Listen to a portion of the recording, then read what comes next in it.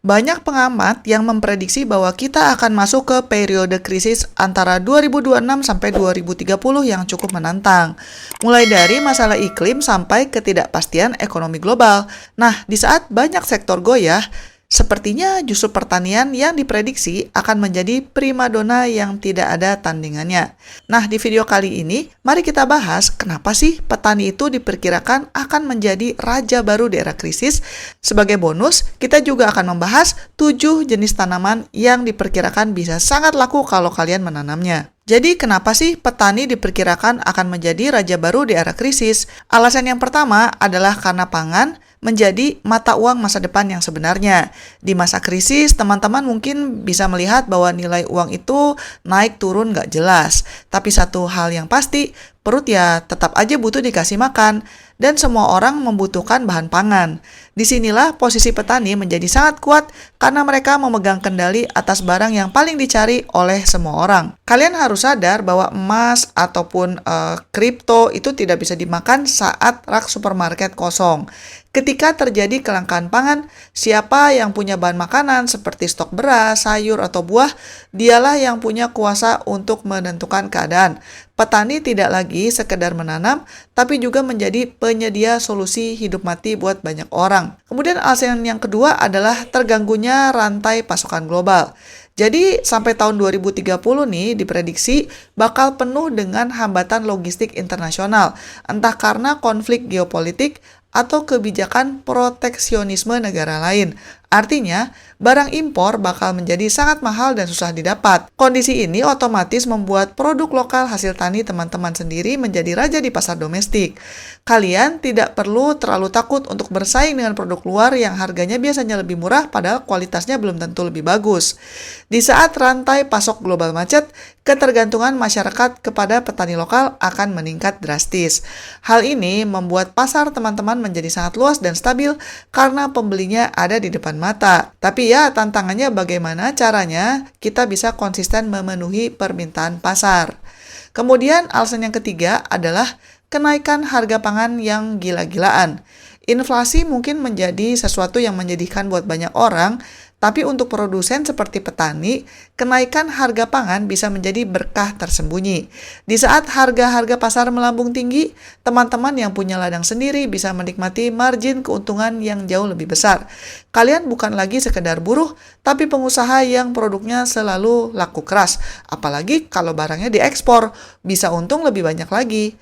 Teman-teman bisa melihat fenomena di mana harga cabai atau bawang bisa setara dengan barang mewah karena saking sulitnya menanam di tengah cuaca yang makin tidak menentu. Siapa yang berhasil panen di saat orang lain gagal, dialah yang bakal mendadak menjadi miliarder baru.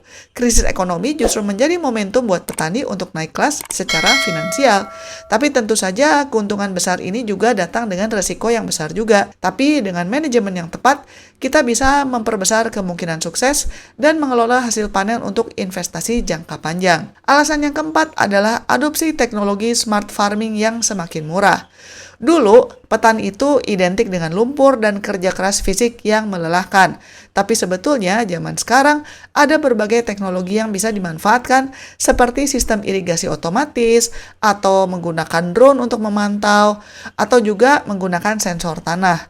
Kalian bisa memantau ladang hanya dengan layar smartphone sambil ngopi di rumah. Efisiensi yang dihasilkan teknologi ini bisa membuat biaya produksi menjadi lebih rendah tapi hasilnya berlipat ganda. Teman-teman tidak perlu lagi mendebak-debak kapan waktu yang tepat untuk memberi pupuk atau menyiram karena sudah ada datanya. Bertani jadi lebih jauh akurat dan tidak untung-untungan seperti zaman dulu. Kemudian alasan yang kelima adalah kemandirian ekonomi di tengah gelombang PHK. Kalian mungkin sering mendengar berita tentang perusahaan besar yang melakukan PHK massal karena alasan efisiensi atau karena menggunakan AI. Tapi di sektor pertanian, selama kalian punya lahan dan punya kemauan, kalian adalah bosnya. Petani tidak perlu takut dipecat oleh atasan atau digantikan oleh algoritma komputer sepenuhnya. Kemandirian menjadi aset yang sangat berharga terutama di masa krisis. Teman-teman jadi punya otoritas penuh untuk menentukan apa yang mau ditanam dan kapan bisa panen. Rasa aman secara psikologis karena punya sumber pendapatan yang stabil bisa membuat kualitas hidup teman-teman menjadi lebih baik daripada mereka yang bergantung pada gaji kantoran. Dan alasan selanjutnya adalah pergeseran gaya hidup yang kembali ke akar. Ini adalah soal tren sosial sih, di mana masyarakat mulai sadar bahwa kesehatan itu sangat mahal. Makanya di tahun-tahun sekarang, permintaan akan makanan organik dan segar langsung dari pohonnya bakal meledak. Teman-teman yang bisa menyediakan produk berkualitas akan dicari oleh konsumen kelas atas yang rela bayar mahal demi alasan kesehatan. Kalian juga bisa melihat tren profesi petani menjadi gaya hidup baru yang dianggap tuh kayak keren banget. Karena banyak orang kota yang mulai bosan dengan hiruk-pikuk beton dan ingin kembali ke desa untuk bertani. Tapi kalau kalian sudah lebih dulu memulainya, kalian jadi sudah punya pengalaman dan lahan yang lebih mapan dibandingkan orang lain. Selain itu, ada juga kepuasan batin yang tidak bisa dinilai dengan uang saat kita melihat tanaman yang kita rawat bisa menghidupi keluarga dan juga banyak orang. Nah, sekarang mari kita bahas apa saja sih tanaman-tanaman yang diperkirakan bisa membawa banyak keuntungan di masa krisis. Yang pertama adalah vanili. Ini adalah primadona rempah yang harganya seringkali setara emas. Teman-teman memang butuh kesabaran ekstra untuk penyerbukan manual, tapi hasilnya sebanding dengan margin keuntungan yang sangat besar, terutama di pasar parfum dan juga makanan kelas dunia. Jenis yang kedua adalah kacang edamame. Seiring dengan tren hidup sehat, edamame menjadi buruan karena kadar proteinnya tinggi. Kabar baiknya, tanaman ini punya siklus panen cepat dan bisa membantu menyuburkan tanah kalian. Jadinya kalian bisa untung sekaligus menjaga lahan tetap oke. Jenis tanaman selanjutnya adalah singkong gajah. Jangan anggap remeh singkong loh, karena ini adalah bahan baku bioetanol dan juga pangan alternatif saat iklim tidak menentu. Tanaman ini sangat tangguh, jadi kalian tidak perlu pusing kalau lahannya kurang subur. Kemudian ada cabai rawit. Meskipun harganya sering naik turun, permintaan pasar lokal itu tidak ada matinya.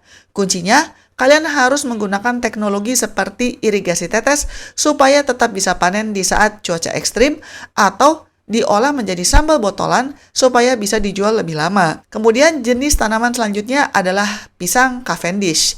Ini adalah buah yang low maintenance, tapi pasarnya jelas banget, terutama untuk ekspor. Teman-teman bisa dapat untung dari berbagai sisi, mulai dari buahnya yang mulus sampai pelepahnya yang bisa diolah menjadi serat kerajinan. Kemudian jenis tanaman selanjutnya adalah sorghum. Di saat padi susah tumbuh karena kemarau yang panjang, sorghum adalah solusinya. Kalian bisa menjual bijinya sebagai pengganti gandum yang bebas gluten dan juga batangnya bisa diolah menjadi sirup manis. Ini benar-benar tanaman serbaguna. Dan yang selanjutnya adalah tanaman porang. Jadi, porang ini lagi naik daun banget sebagai bahan mie shiratake di luar negeri. Teman-teman bisa menanamnya di bawah naungan pohon lain, jadi kalian bisa memanfaatkan lahan secara maksimal tanpa perawatan yang ribet. Sekian dulu episode kali ini. Kalau ada komentar, silakan komen di bawah. Jangan lupa untuk like dan subscribe, dan selamat mencari kebahagiaan. Bye-bye!